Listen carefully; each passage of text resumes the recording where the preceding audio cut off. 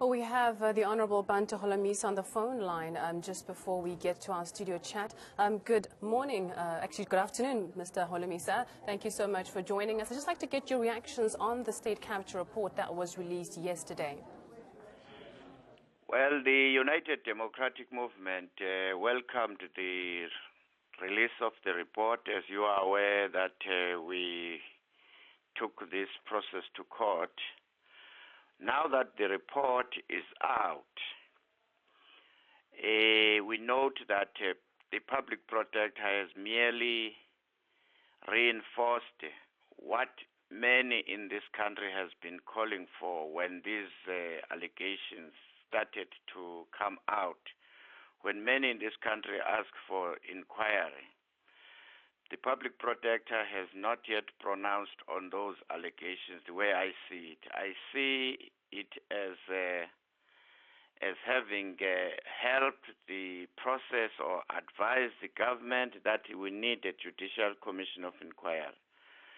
Therefore, in order to get to the bottom of this, the judicial commission of inquiry will, depending on the findings, but I hope that the findings will be based on what the public protector has established. So we should not press panic buttons for now. We should just relax and wait for the for the process to be started. Mr. Holomisa, just referring to the interim report that was released by Eskom earlier on this morning, are you in agreement with the DA filing charges against the CEO? What are your thoughts on Eskom's performance in the past financial year? I think we need to commend Eskom because it's one of the SOEs which is showing growth, and I'm sure with the strong management under Brian, whether you like him or not, notwithstanding what the public protector is saying, he has done well to turn around the Eskom.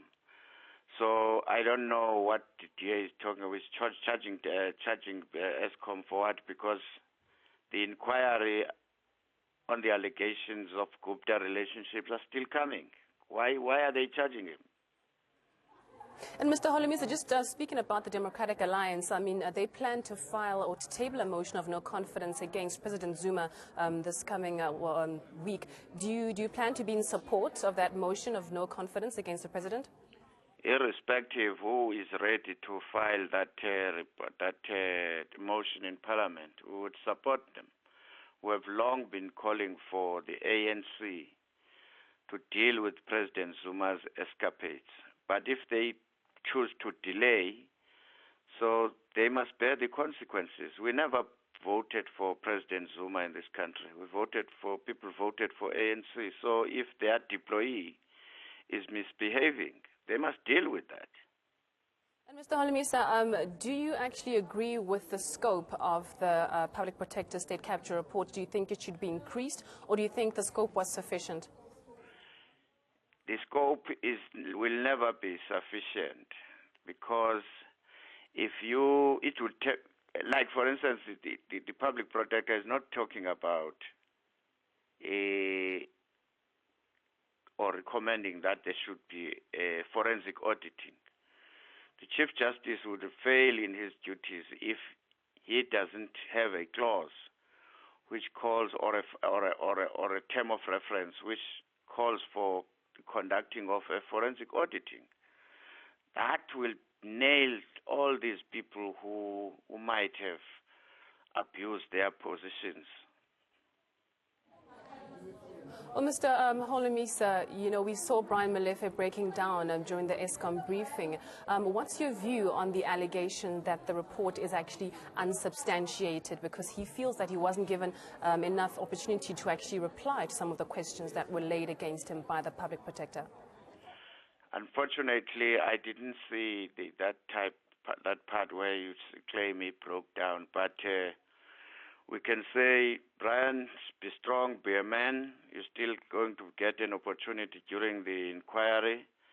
Go and present your case in front of a judge. But some of us We have known you to be a strong person.